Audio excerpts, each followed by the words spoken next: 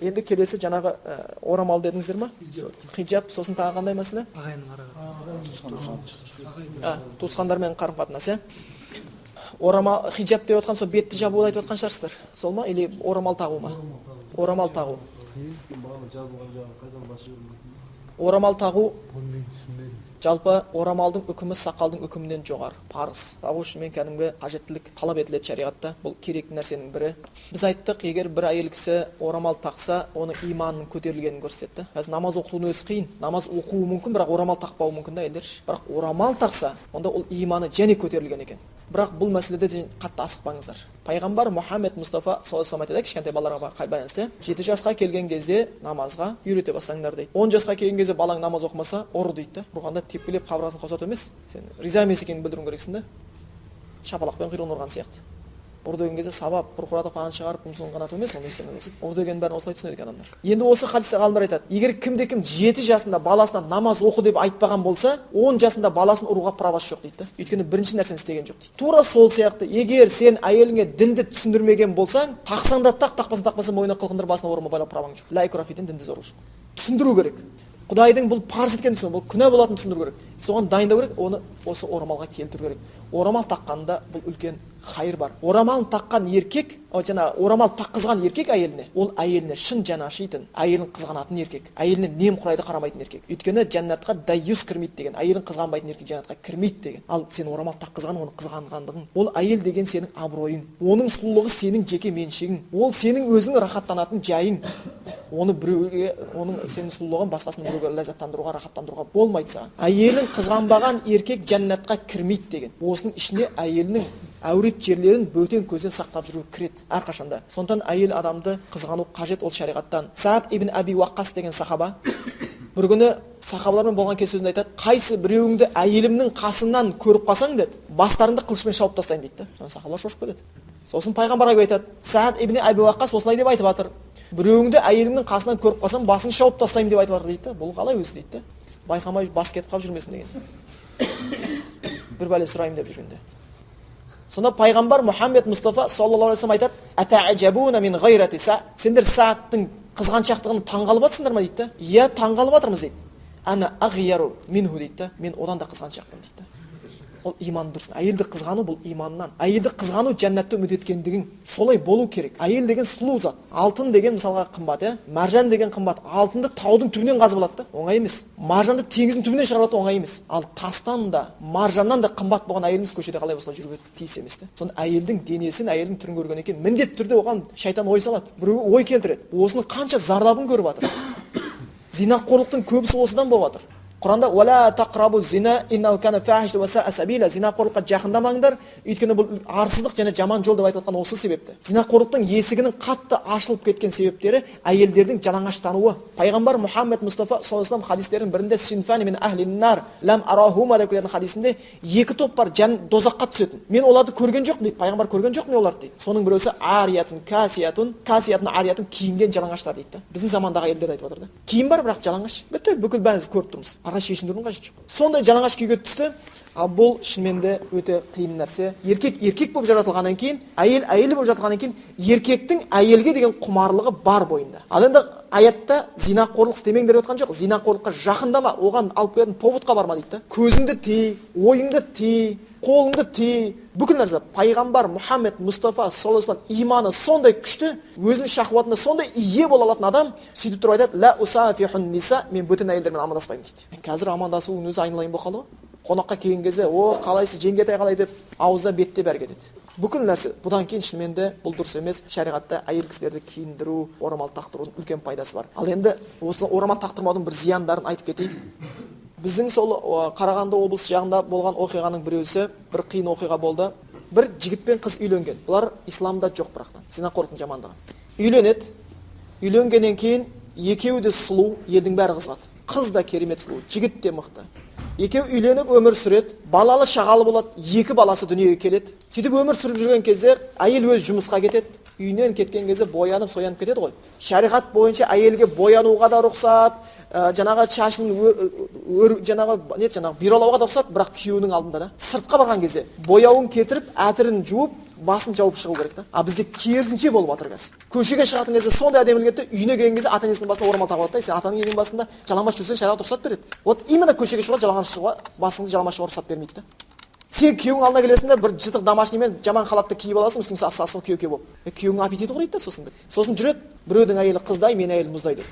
Өз күйеуіңді өзің зинақорлыққа итересің сонымен. Өз күйеуіңнің көңілін өзің қалдырасың. Ал шариғатта күйеуіне әйел әдемілену керек.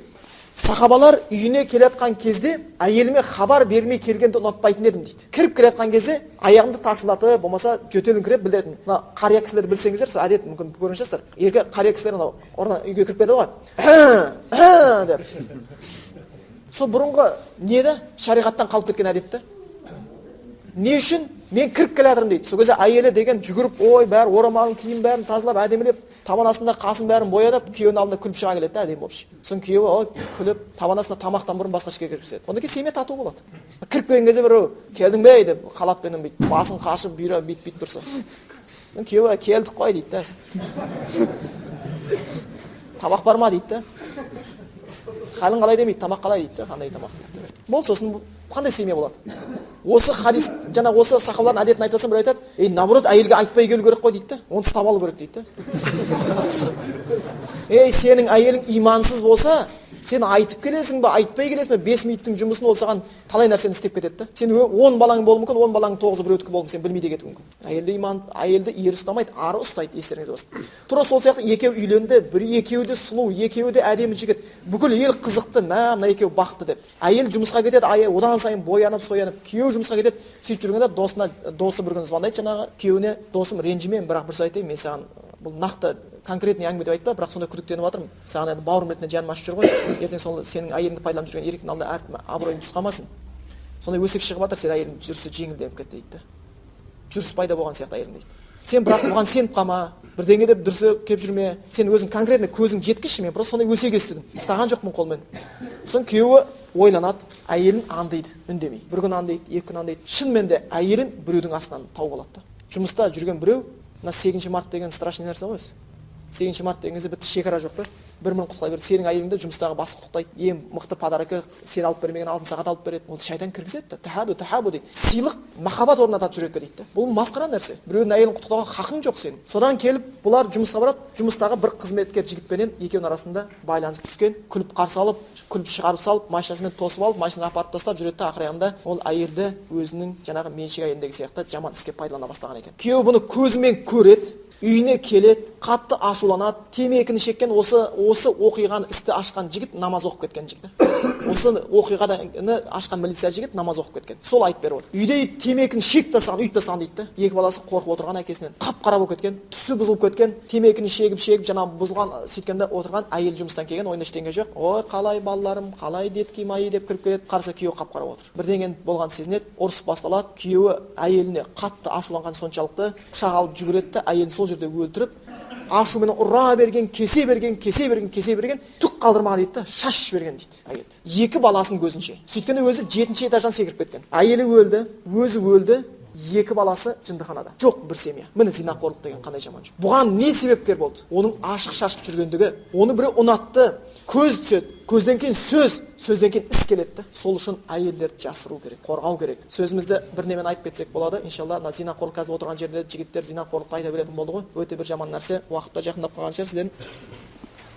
Бір оқиғамен айтып кетсек болады. Ол да жігіт намаз оқып кетті. Айтады, бір рекет болып жүрген жігіт едік дейді. Физически күштіміз, достарымыз бәрі спортпен замас етеміз. Ардымыз, астымызда бір машина, сөйтіп жүрдік, үйттік, бүрдік. Ешкіммен шаруамыз жоқ. Сосын отырамыз. Отырған кезде екі әңгіме болса, екіншісі зинақорлық дейді. Қазір сондай болды. О, не дейсің? Мен бір мектепте қызды қатырып кеттім, мен біреуді бүйтіп кеттім, ана әкесі шешесі білмей қалды, үйінде отырып үйінде қатырып кеттім. Мен сөйттім, анау қылдым, мынау қылдым. Ой, мен дегенде бір күнде 3 күн қыз 3 қызға бардым. Сонымен не керек сондай аузы сасық әңгімелер айта бастайды. Сосын мен де мақтандым дейді. О, мен деген былай қылдым. сенен мықты еркек жоқ деп ол айтты маған, содан үйстім бүйттім деген кезде менің ең жақын досым айта бастады дейді да, мен сендер сияқты тентек емеспін әр қызға бара беретін, мен бір қызды бір ай қатырамын дейді да, үйленемін, сені сүйемін, үйтемін бүйтемін дейді, бір ай машинамен кашет жүремін, бір ай пайдаланамын, таза өзім пайдаланамын, одан кейін лақтырып кетемін де екінші қыз сөйтіп пайдаланамын деп айтты. Қазір мен сондай бір қызды пайдаланып жүрмін, ол бейшара қыз күйеуден қайтқан екен, бір баласы бар екен, осындай қыз ұзын қара торы, осындай шашы осындай, аты мынандай екен, бүйткен сөйтіп айта бастады дейді. Сөйтсем менің туған қарындасымды айтып жатыр дейді да, екеуміз бірге жүрген жігітпіз дейді, доспыз дейді, менің туған қарындасымды елдің көрсе, олар біліп отқан жоқ дейді, мен біліп қойдым дейді да, сипаттай бастаңыз, пәленшенші микрорайонда тұрады, үйтеді бүйтеді, бүгінде талай қызықты көрдік, мас болып қалды бейшара қыз, мен қазір сояқтан келіп отырмын бір жеңілдеп буымды шығарып, сосын бейшараны үйіне апарып тастадым, ол бейшара мені алады деп сеніп жүр, бірақ менің қызығын көріп жатырмын күніге дейді да, тұрып та отырып та жатып та бәрі нәрсені көрдік, бір тамаша қыз екен, бейшара енді қайтейін, мен рахат көріп жүрмін деп, мен шыдай алмай жаңа жерде өліп кете жатырмын айттым дейді. Ол қызының аты пәленше ма, қыз осында жетіп тұра ма, осындай, сен де білесің бе, сен де бар жүрсің ба деп маған тиісе бастады дейді. Жоқ, танитын едім деп, сосын айттым, жігіттер кешіресіздер, мен денсаулығым болмай тұр деп кетіп қалдым дейді. Өлгім келді дейді. Оған бірдеңе айтайын десем, соның алдында мен бір қызбен жатқанды мақтанғам, ол да біреудің қарындасы шығар дейді. Мен мақтанғам дейді. Ашуменен қарындасым үйіне бардым дейді. Үйіне барып кірсем, шынымен қарындасым мас болып жатыр дейді. Мас болып апарып тастаған дейді. Қаным басыма шапты дейді. Шайтан неше түрлі ой салды. Бұндай қарындасым бар болғанша кімнің әркімнің астына жатып жүрген. Және менің досымның астына жатып жүрген қарындасым бар болғанша оны өлтіргенім жақсы деген ой келді дейді.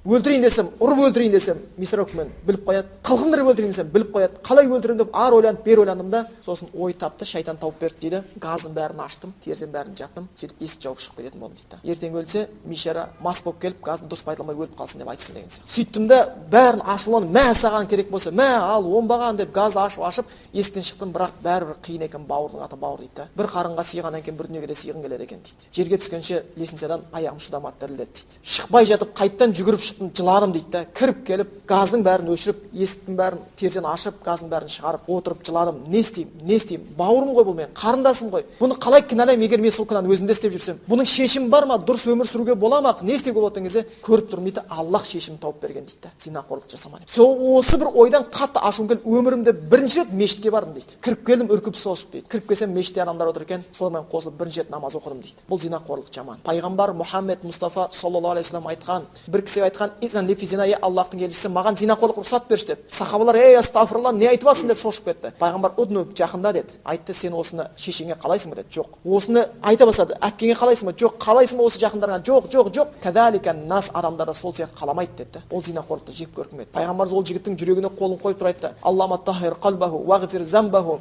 Аллах бұның жүрегін тазалашы, күнәсін кешірші деді. Одан кейін ол зинақорлықты жек көрді. Зинақорлық өте арыс нәрсе. Соған байланысты шыққан бір өлеңдердің біреусі осы зинақорлықпен мақтанған, зинақорлық жамандығына байланысты айтқан екен. Қалған еді бір топ жігіт жиылып, ақырында кетті әңгіме сұйылып, шықты біреу мақтан қылып күнәсін, әйелдермен жасап жүрген зинасын. Деді бұлай, әйел деген аңқау халық білсеңіз, сене салар бетіне сәл күлсеңіз, айта берсең құлағына ертегін, өзі-ақ саған ашып берер етегін.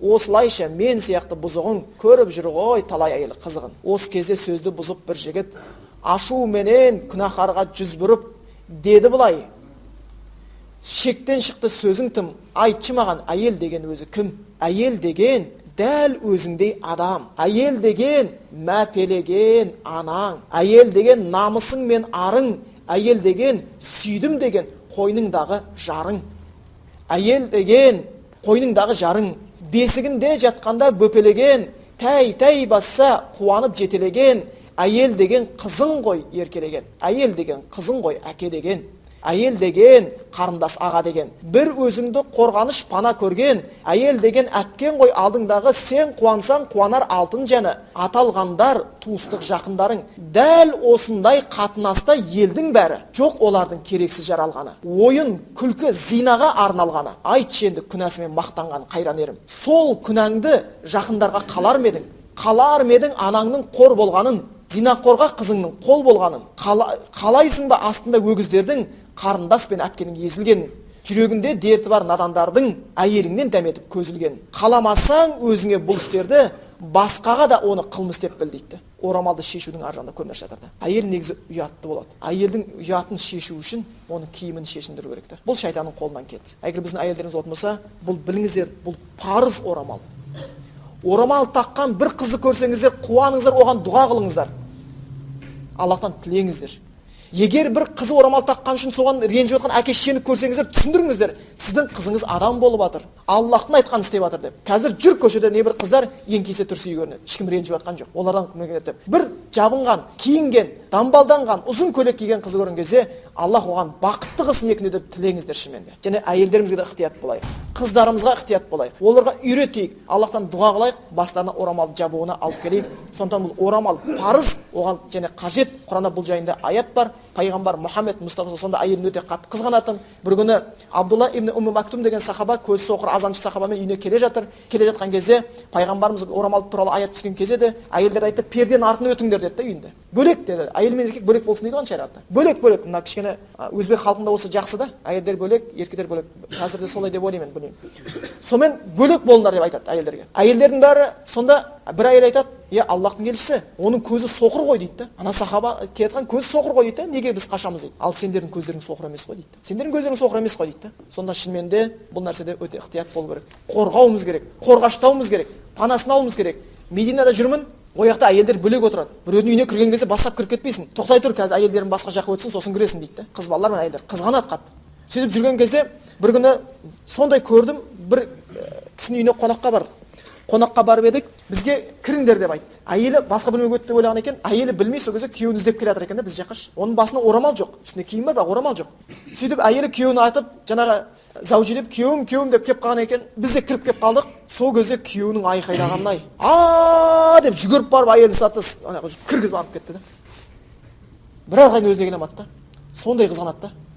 Біз әйелімізді әдемілеп кукла қылып елдің көзінше көрсетіп қоямыз да, қара міне, оңынан қара, жамбасын қара, төсін қара, размерін қара, салмағын қара деп. Бірақ саған бермеймін деп қояды. Бітті да одан кейін.